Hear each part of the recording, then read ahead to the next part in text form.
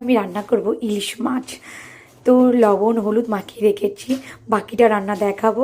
25 ডিসেম্বরে রান্না করতাম, কিন্তু সেটা আর করা হলো না, কারণ ওই দিন নিমন্ত্রণ ছিল। তো বাকি রান্নাটা আজকে করব, ইলিশ মাছ ভাপা।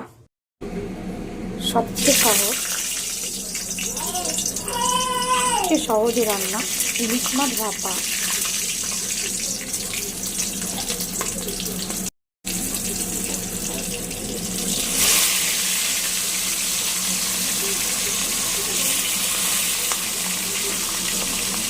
এক হাতে মোবাইল ধরে যাচ্ছি, আর এক হাতে ভিডিও করছি, যার জন্য একটু নড়ে যাচ্ছে। এবার জাস্ট মাছগুলোকে উল্টে নেব।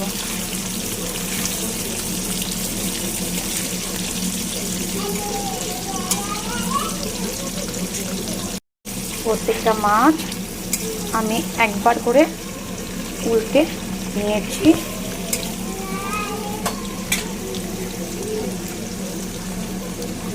এখানে আছে সর্ষে, পোস্ত, কাঁচা লঙ্কা, তো দিয়ে দেব।